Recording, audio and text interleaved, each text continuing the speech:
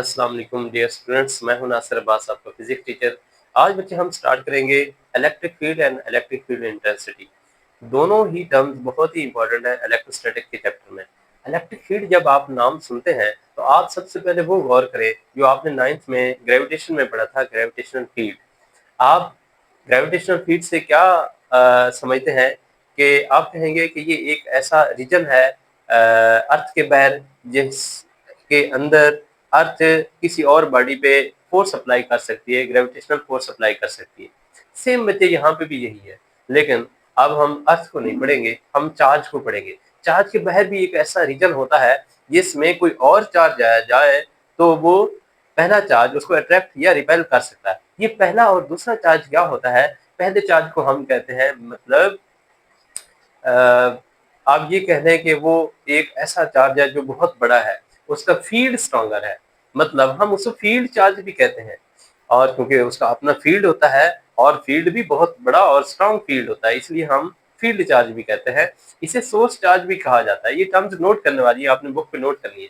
Next मुझे एक होता है टेस्ट चार्ज। टेस्ट चार्ज क्या होता है? जिसको बस टेस्ट करते हैं। मैं ऐसे आपको समझाता हूँ। जैसे आप मेडिकल लैब में जाते हैं और आपने ब्लड टेस्ट करवाना हो, आप थोड़ा सा ब्लड क्या वो उसको दे देते हैं और उसकी कोई वैल्यू नहीं होती। ब्लड तो होता है, बस थोड़ा सा उसको टेस्ट के लिए देते हैं। वो इतना ब्लड नहीं है कि आपकी बॉडी पे इफेक्ट डाले। आप ऐसे ही समझे, टेस्ट चार्ज भी छोटा सा चार्ज होता है, लेकिन टेस्ट तो करना है ना उसको। क्या मतलब, जब उसको फील्ड चार्ज के पास लेके आएंगे तो वो अट्रैक्ट या रिपेल हो जाएगा। और वो किस वजह से होगा? क्योंकि वो फील्ड चार्ज जो है उसके बाहर इतना रीजन है, ऐसा इलाका है जिसमें वो किसी और चार्ज पे इलेक्ट्रोस्टैटिक फोर्स अप्लाई कर सकता है। यही चीज हम नेक्स्ट एक्सप्लेन करने लगे हैं। तो फिर इलेक्ट्रिक फील्ड क्या हुआ? इलेक्ट्रिक फील्ड तो एक रीजन है around a charge in which it exerts electrostatic force on an other charge। इस चीज को एक दफा समझिएगा। मैं लेट्स सपोज ये एक चार्ज पड़ा है, ये चार्ज है, और इसके बाहर मैं फील्ड को इस तरह शो कर देता हूं। और आप इसकी ऑब्जर्वेशन से क्या सीखेंगे कि फील्ड का मतलब क्या है और ये फील्ड कम ज्यादा हो सकता है या नहीं हो सकता। ये तो आप अब इसकी जो फिगर है इससे ही बता सकते हैं कि क्या हो रहा है। अगर इसको ऑब्जर्व करने से आपको ये पता चल जाता है कि फील्ड है या नहीं है और या कितना फील्ड है, तो ये आपके लिए बहुत बड़ी बात होगी। मतलब आपका कॉन्सेप्ट बहुत स्ट्रांग है। क्योंकि जो स्टूडेंट ऑब्जर्वेशन में स्ट्रांग होते हैं वही स्टूडेंट इंटेलिजेंट होते हैं। जबकि जो बच्चे इस कॉन्सेप्ट को समझ नहीं सकेंगे, इसका मतलब है उन्हें बहुत हार्ड वर्क करने की जरूरत है इस चीज को समझने के लिए। अब आपको यहाँ पे क्या नजर आ रहा है? ये एक चार्ज पड़ा है, लेट्स सपोज ये फील्ड चार्ज है। आप इसके बाहर देख रहे हैं तो आपको क्या लग रहा है? आप ये समझें, मैंने जो डॉट लगाए हैं और वो कम या ज्यादा हो रहे हैं, बिल्कुल आप सही समझे। अगर तो इस चार्ज के पास जाके देखें तो चार्ज ज्यादा है। मैं इसको एक चीज की टर्म में बताता हूँ। मतलब मैं ये कहूंगा कि यहाँ पे चार्ज की डेंसिटी ज्यादा है। अब और जैसे जैसे दूर जाते हैं, इससे अवे जाते हैं, तो चार्ज की डेंसिटी कम होती जा रही है। अगर आप टेस्ट चार्ज को इसके फील्ड में लेके आएंगे यहाँ पे क्यू नॉट, तो ये चार्ज इस पे फोर्स अप्लाई करेगा।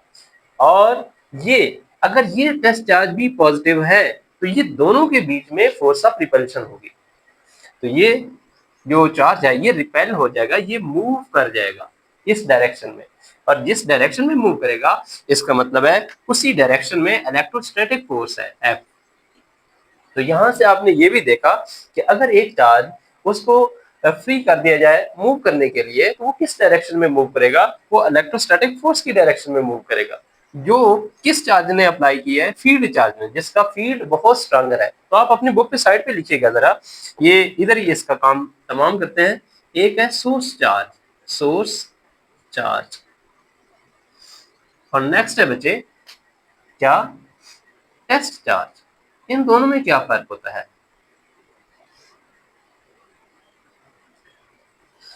ये जो सोर्स चार्ज है इसका फील्ड स्ट्रॉन्गर होता है, stronger electric field, electric field. और ये जो बच्चे टेस्ट चार्ज होता है इसका फील्ड वीकर होता है, वीकर इलेक्ट्रिक फील्ड। ये चीजें सीखने वाली होती हैं, आपकी बुक में होती हैं, तो आप इन चीज को छोड़ देते हैं, हालांकि ये बेसिक कॉन्सेप्ट होते हैं। मैं इस चीज को ये हमेशा कहता हूँ कि ये बेसिक लैंग्वेज होती है उस टॉपिक की, उस चैप्टर की। अगर बेसिक लैंग्वेज आपको नहीं आती तो आप कैसे बोल सकते हैं? कभी भी नहीं बोल सकेंगे। मतलब आप लिख नहीं सकते, आपसे पूछा जाए तो आप आंसर नहीं कर सकेंगे। इसलिए इन चीजों को लिखना चाहिए। व्हीकल इलेक्ट्रिक फील्ड मतलब source charge, such a charge which have stronger electric field and such a charge which have weaker electric field। अब इस कॉन्सेप्ट के साथ इसकी तरफ चलते हैं। तो सबसे पहले इलेक्ट्रिक फील्ड को हमने डिफाइन कर दिया, ये सारा मैंने यहाँ पे एक्सप्लेन कर दिया। आप ये देखेंगे यहाँ पे डेंसिटी ऑफ डॉट्स डिक्रीज हो रही है, इसका मतलब है यहाँ पे फील्ड क्या हो रहा है? वीक हो रहा है। तो मैं इसको ऐसे शो करूंगा, वीकर फील्ड। यही कॉन्सेप्ट है यहाँ पे। और ये कॉन्सेप्ट सिर्फ 10th के लिए नहीं है, ये फॉर एवर होते हैं। बच्चे आगे जिस क्लास में जाएंगे आपके यही कॉन्सेप्ट रहेंगे। आज से ही लैंग्वेज बनाना स्टार्ट करें। नेक्स्ट बच्चे, अब यहाँ पे ये क्या है? इस रीजन में अगर देखें चार्ज के बिल्कुल पास जाके, तो यहाँ पे स्ट्रॉन्गर फील्ड है, stronger field, because here density of charge is very high. अब स्टार्ट करते हैं, इसको एक्सप्लेन करना चाहते हैं। अगर तो जस्ट डेफिनेशन आती है तो आप यहाँ तक लिखें। अगर अब तो ऐसा सिनेरियो बनता जा रहा है कि वो कुछ भी आपसे पूछ सकता है, तो आपको फिर मायूसी नहीं होनी चाहिए। इसीलिए आपको एक हर टॉपिक के बारे में हैंडसम नॉलेज होना चाहिए, उसके कॉन्सेप्ट होने चाहिए। Concept mean language. अगर आपकी बेसिक लैंग्वेज ठीक है तो आप लिख सकेंगे, आप पेपर में बोल सकेंगे। तो यहाँ से स्टार्ट करते हैं। एक्सप्लेनेशन क्या है? हमने एक चार्ज कंसीडर किया, क्यू पॉजिटिव चार्ज, और वो फील्ड चार्ज है। और फिर इसके रीजन में एक और चार्ज लेके आए जिसको टेस्ट चार्ज कहते हैं, वो क्यू नॉट है और इसका फील्ड वीकर है। और टेस्ट फील्ड चार्ज का या सोर्स चार्ज जिसे कहते हैं, इसका फील्ड स्ट्रॉन्गर है। इसको बच्चे फील्ड चार्ज भी कहते हैं, फील्ड चार्ज। अब ये चार्ज, ये फील्ड चार्ज या सोर्स चार्ज इस टेस्ट चार्ज पे फोर्स अप्लाई करता है। और कैसी फोर्स अप्लाई करता है? Force of repulsion. ये भी पॉजिटिव है, ये भी कन्वेंशन के तौर पे हमने दोनों को पॉजिटिव चार्ज लिया है। जब ये चार्ज इस पे फोर्स अप्लाई करेगा तो ये चार्ज उस फोर्स की डायरेक्शन में मूव करेगा। तो यहाँ से एक क्वेश्चन भी है कि अगर एक चार्ज फ्री टू मूव हो तो वो किस डायरेक्शन में जाएगा? इलेक्ट्रोस्टैटिक फोर्स की डायरेक्शन में। ओके, अब यहाँ से हमने क्या सीखा? इस चीज से हमने ये सीखा, according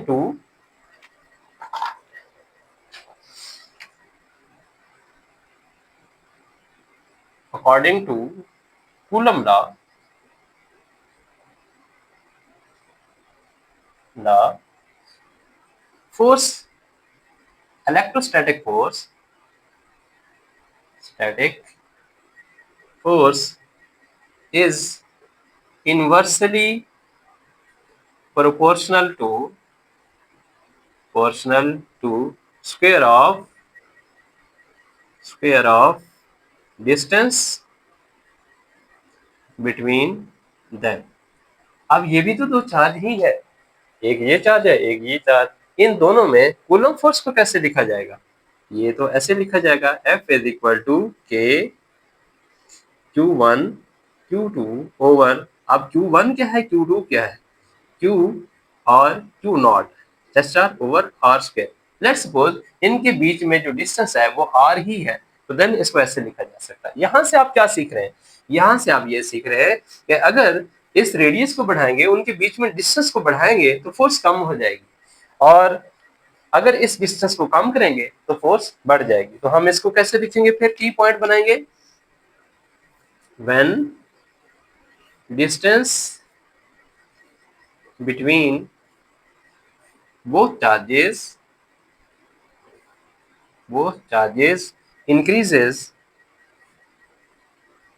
then force will decrease and vice versa।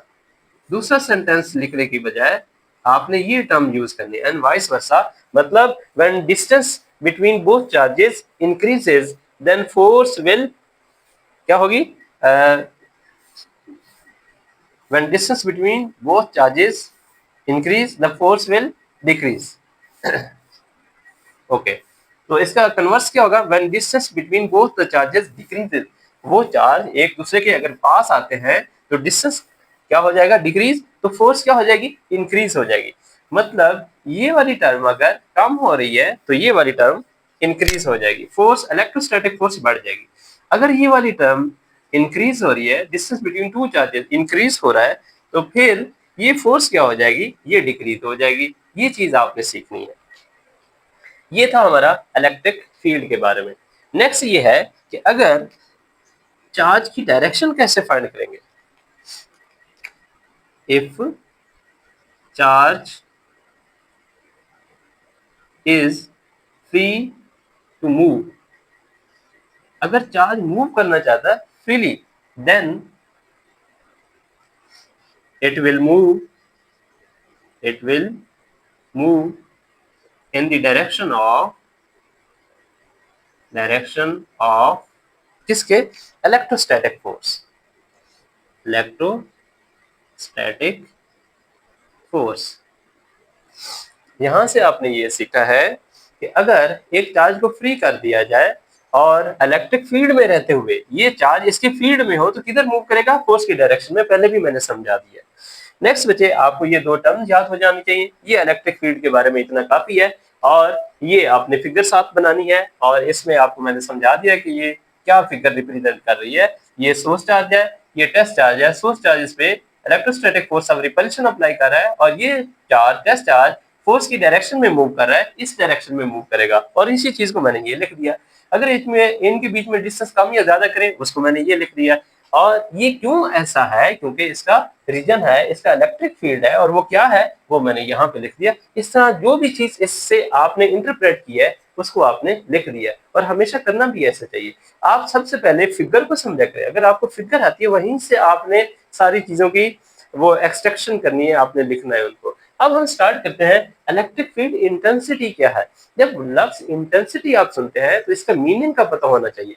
Intensity का मीनिंग है शिद्दत। जैसे आप हमेशा लाइफ में क्या दो जगह पे तो ऐसा बोलते हैं, अगर गर्मी बहुत ज्यादा हो तो आप कहते हैं आज बहुत या शदीद गर्मी है, या सर्दियों में सर्दी बहुत ज्यादा पड़ जाए तो आप कहते हैं आज शदीद सर्दी है। तो ये शिद्दत का वर्ड जो है ये आपको इस तरह समझ आएगा कि अगर ये वाला चार्ज बहुत ही स्ट्रॉन्गर फील्ड रखता है, ये वाला चार्ज, और ये चार्ज बहुत ही वीकर फील्ड रखता है, तो देन जब ये चार्ज, ये टेस्ट चार्ज इसके फील्ड में आएगा तो ये वाला चार्ज इस पे बहुत शिद्दत से फोर्स अप्लाई करेगा, जो कि इलेक्ट्रोस्टैटिक फोर्स होगी। वो दो तरह की होती है, रिपल्सिव भी होती है और अट्रैक्टिव भी होती है। ये आपको कूलम लॉ में पढ़ा दिया है। अब आप ये सीखेंगे कि जब ये चार्ज इस पे स्ट्रॉन्गर फोर्स अप्लाई करेगा तो फिर उस चीज को हम क्या कहेंगे, ये शिद्दत है इस चार्ज की इस पर। अगर ये लेस फोर्स अप्लाई करता है तो इसका मतलब इसकी शिद्दत कम है। अगर ज्यादा फोर्स अप्लाई करता है तो इसकी शिद्दत ज्यादा है, मतलब इंटेंसिटी बहुत ज्यादा है। तो हम फिर इंटेंसिटी को इसी डिस्कशन से ही डिफाइन कर सकते हैं। मतलब ये क्या है कि ये फोर्स इस पे चार्ज लगा रहा है, फोर्स, ये चार्ज इस पे फोर्स लगा रहा है, मतलब फोर्स पर यूनिट चार्ज। किसी भी चार्ज पे 1 कूलम चार्ज पे जो फोर्स अप्लाई की जाती है किसी और चार्ज की तरफ से, तो देन वो फोर्स क्या कहलाती है, उस चीज को हम कहते हैं इंटेंसिटी, मतलब फोर्स पर यूनिट चार्ज। हम फिर इसको कैसे डिफाइन करेंगे ये लिखते हैं। क्वेश्चन कैसे बनेगा,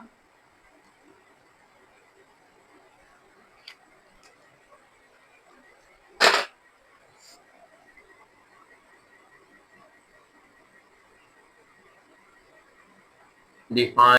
अब हम इलेक्ट्रिक फील्ड इंटेंसिटी को फिर डिफाइन कैसे करेंगे। ये है इलेक्ट्रोस्टैटिक फोर्स पर यूनिट चार्ज। हम सबसे पहले इसकी ये डेफिनेशन कर सकते हैं, it is the strength of electric field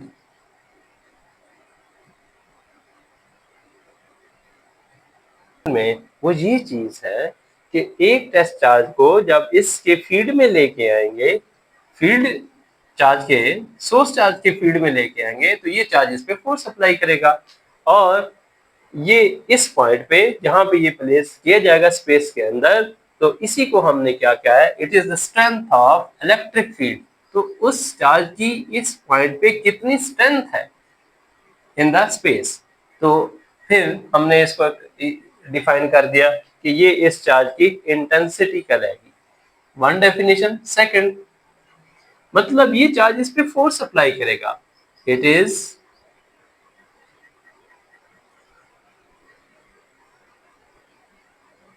electrostatic force,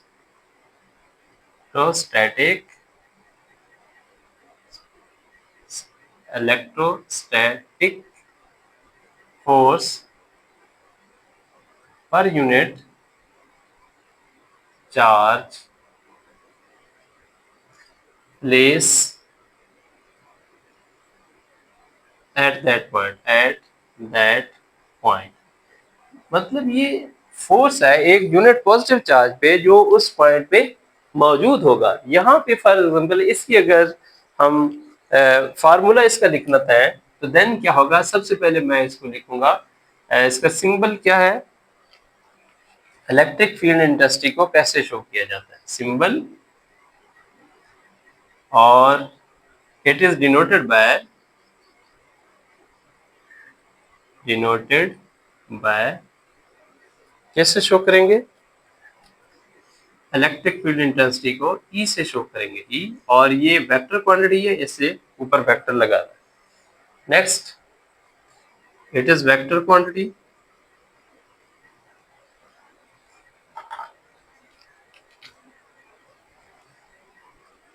it is vector quantity।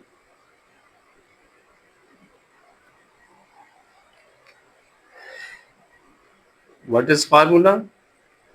Electric field intensity is equal to force per unit charge। और किस पे फोर्स अप्लाई है की है, टेस्ट चार्ज पे, फोर्स पर यूनिट टेस्ट चार्ज। इस charge ने इस पे फोर्स अप्लाई की है तो इलेक्ट्रिक फील्ड इंटेंसिटी ऐसे लिखी जाएगी। अगर इसकी वेक्टर फॉर्म लिखे हैं तो वेक्टर फॉर्म में क्या होगा, E will be equal to F over Q not. क्योंकि हमारा अंडर डिस्कशन केस क्या है कि ये सोर्स चार्ज है और ये टेस्ट चार्ज है। तो अगर हम इलेक्ट्रिक फील्ड इंटेंसिटी फाइंड करना चाहते हैं तो उसका फार्मूला ये लिखा जाएगा। जब ये आप लिखेंगे तो देन इस फिगर को कंसीडर करेंगे, वरना वो आप कैसे एग्जामिनर को पता चलेगा कि आपने चार्ज कहाँ पे लिखा है कि कौन सा कंसीडर किया है। तो मैंने तो ये आपको फिगर बना के दिखाई ना, ये वाली फिगर आपने ले लेनी है। नेक्स्ट फार्मूला यूनिट इसके क्या होंगे, यूनिट हमने इसके फार्मूले से ही देखने हैं। फोर्स है इसके न्यूटन होंगे, और ये चार्ज है तो कूलम, और ऊपर जाके पर कूलम, न्यूटन पर कूलम आपने इसको लिखना है। और नेक्स्ट है इसकी डायरेक्शन। ये आपका एक 13.10 क्वेश्चन भी है, शॉर्ट क्वेश्चन, उसको आपने यहां से ही कवर करना है। Direction of electric field intensity, direction क्या होगी, the direction of electric field intensity can be found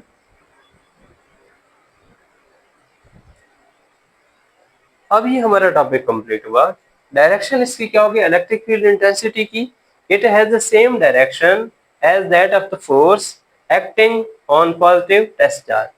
मतलब इस चार्ज पे फोर्स किस डायरेक्शन में लग रही है तो इलेक्ट्रिक फील्ड की डायरेक्शन भी, इलेक्ट्रिक फील्ड इंटेंसिटी की डायरेक्शन भी यही होगी। लेट्स सपोज इस चार्ज पे इस फोर्स की डायरेक्शन ये है तो इलेक्ट्रिक फील्ड इंटेंसिटी की डायरेक्शन भी यही होगी। मैं ऐसे शो करूंगा। तो अब लास्ट टाइम जैसे मैंने बताया, अगर एक चार्ज फ्री टू मूव है तो वो चार्ज भी इलेक्ट्रिक फील्ड की डायरेक्शन में ही, इलेक्ट्रिक फील्ड इंटेंसिटी की डायरेक्शन में ही मूव करेगा। तो डायरेक्शन ऑफ फ्री चार्ज कैसे लिखेंगे हम, if charge is free to move then it will move in the direction of electric field intensity, जैसे वो लिखा। अब इसमें अगर ये फोर्स जो इस चार्ज पे अप्लाई की गई है वो फाइंड करना चाहते हैं तो वो हम इसको अरेंज करके भी फाइंड कर सकते हैं इस फोर्स को, और वो कैसे लिखेंगे, F will be equal to Q naught E। अब फोर्स की डायरेक्शन किधर होगी, इसी इलेक्ट्रिक फील्ड इंटेंसिटी की डायरेक्शन में, जैसे कि ये भी लिख दिया है आपने। मैंने लिख दिया और ये यहाँ पे भी आपको बता दिया। नेक्स्ट, ये चीज हमने कैसे लिख ली है, ये वाली चीज आपने यहाँ पे इस फिगर के अकॉर्डिंग लिखना है। जैसे मैं ये लिखूंगा, consider a charge, consider a test charge, positive test charge, क्या है बच्चे, q naught, placed in the field of, कौन है, क्यू, पॉजिटिव क्यू चार्ज। ये पॉजिटिव टेस्ट चार्ज है और पॉजिटिव क्यू चार्ज है। जैसे ये है, नाउ टू फाइंड ई, अब अगर इलेक्ट्रिक फील्ड इंटेंसिटी को फाइंड करना है, देन फार्मूला इज, क्या फार्मूला बच्चे, आपने इसको फॉलो करना है। ये लिखेंगे, फिर इसके बाद ये लिखेंगे, देन आपने इसके यूनिट लिखते हैं। ये था हमारा आज का टॉपिक, इलेक्ट्रिक फील्ड और इलेक्ट्रिक फील्ड इंटेंसिटी क्या है। अगर तो बच्चे ये सारा लॉन्ग में आ जाता है तो जो 4 मार्क्स का लॉन्ग क्वेश्चन है, तो आपने इस तरह यहाँ तक कवर करना। शॉर्ट क्वेश्चन में आता है तो जितना आपसे डिफरेंस पूछा जाएगा वो लिखनी है, डेफिनेशन और डेफिनेशन लिख देनी है। नेक्स्ट बच्चे, एक एक चीज को भी आपसे सेपरेट पूछा जा सकता है। अगर स्टूडेंट की बैकग्राउंड पे लैंग्वेज नहीं है उस टॉपिक के बारे में, वो कभी भी उसको सही तरीके से नहीं पहचान पाएगा। वो, क्योंकि फिजिक्स, जो 10th की फिजिक्स का पेपर है वो बहुत ही टफ होता है। अगर इसको सही तरीके से टर्म्स, टर्मिनोलॉजीज और लैंग्वेज नहीं समझेंगे, ये आपके लिए बहुत मुश्किल हो जाएगी। और मेरी कोशिश है कि ये आपके लिए आसान बना दूं और इसी तरह आपको ये सारी चीजें समझा के, ताकि आपके माइंड को चेंज कर सकूं। तो इंशाल्लाह मेरी दुआ है कि अल्लाह आपको कामयाबी देगा। और ये अच्छे तरीके से बच्चे नोट्स बनाने हैं, लिख लेने हैं, और देन अगर कोई क्वेश्चन हो तो आप मुझे कमेंट सेक्शन में भेज सकते हैं। अल्लाह हाफिज।